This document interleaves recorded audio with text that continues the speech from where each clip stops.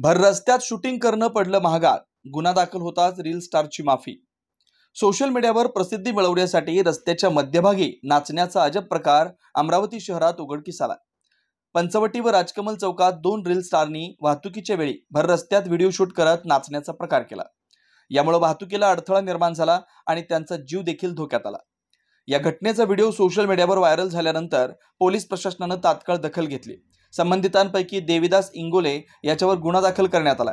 त्याला पोलिसांनी ताब्यात घेतलं, तर त्याच्यासोबत व्हिडिओमध्ये सहभागी असलेल्या राणी राठोड या महिलेने माफी मागितली आहे। या घटनेबाबत माहिती देताना पोलीस उपायुक्त कल्पना बारवकर म्हणाल्या, रीलसाठी जीव धोक्यात घालणं अत्यंत निषेधार्ह आहे। या प्रकारामुळे सार्वजनिक वाहतुकीला अडथळा झालाय। दोघांनाही स्पष्टीकरणासाठी पोलीस ठाण्यात बोलावलेलं असून पुढील कायदेशीर कारवाई सुरू आहे।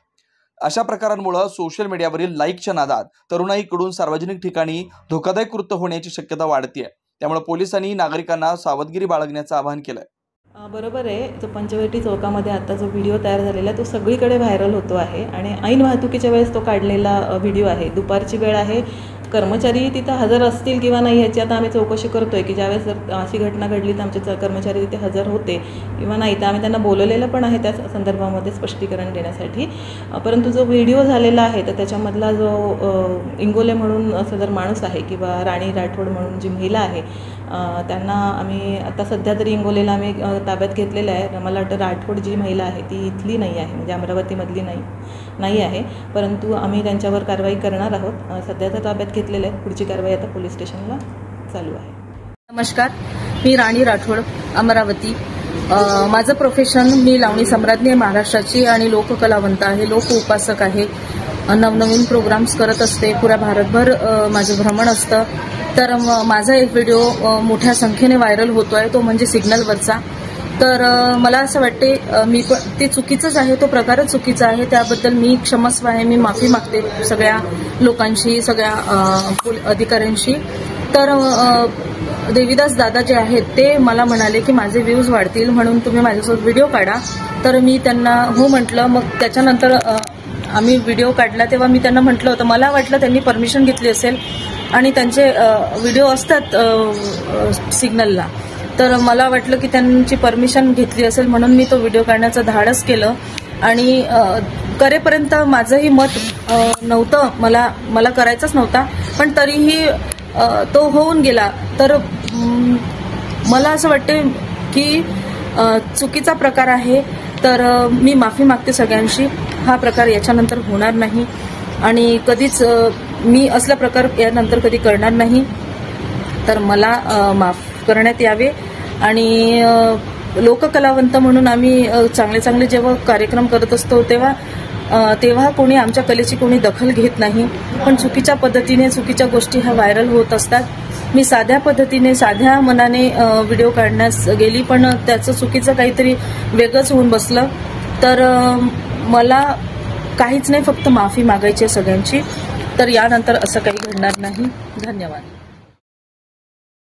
क्या आप इंटीरियर के बारे में सोच रहे हैं पर डिजाइन फाइनल नहीं कर पा रहे?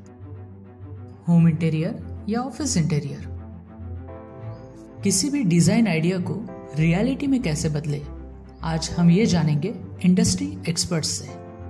हमारी कंपनी जो है डिजाइन ब्यूरो, उसमें interior designing, renovation, architectural design, landscaping end renovation, furnitures, ये सारे जॉब्स हमारे यहाँ होते हैं। और पिछले 20 साल से हम लोग इस फील्ड में हैं और इसमें 2 से 3 कैटेगरी आप इसको डिवाइड कर सकते हैं, जिसमें कि हम रेसिडेंशियल बोलते हैं, कमर्शियल बोलते हैं और रिनोवेशंस बोल सकते हैं। बेसिकली क्लाइंट्स की नीड्स को अंडरस्टैंड करना, सो नीड बेस्ड एनालिसिस हमारे यहाँ होता है।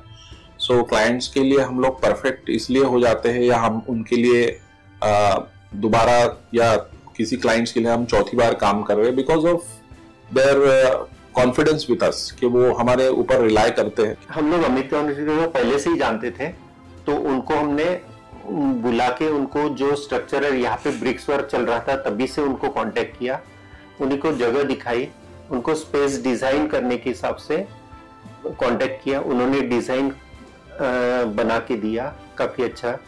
जो भी उसमें जो भी चेंजेस थे उनको वर्कआउट किया हमने। जो मटेरियल लेना था वो साथ में हमारे आए, सिलेक्शन के लिए आए हो, जो भी सारा सिलेक्शन उन्होंने काफी अच्छे से करवाया। जो भी उसके बाद में जो एक्सपेक्ट था उससे ज्यादा बेटर ऑफिस उन्होंने बनवाया। बजट अगर आपका लिमिटेड है तो लिमिटेड बजट में भी आप एक अच्छा इंटीरियर कर सकते हैं, ये हमारा विश्वास है और हमारे क्लाइंट्स के लिए हम वही दे रहे हैं और उसी से हमारा क्लाइंटल बड़ा है। हर क्लाइंट की एक अलग स्टोरी होती है, उनका एक अलग रिक्वायरमेंट्स होता है। कई बार ये सारा मिस आउट हो जाता है, हम अपने डिजाइन उन पे लाते हैं, वो नहीं होना चाहिए। उनको क्या चाहिए वो हम डिलीवर कर सकते हैं, बस वो उनके बारे में हमको समझना पड़ेगा। तो हमारे इसमें हम एक ही बोलते हैं कि ड्रीम कम्स ट्रू। आप ड्रीम देख रहे हो, हम उनको फुलफिल करेंगे, वो हमारी रिस्पॉन्सिबिलिटी है।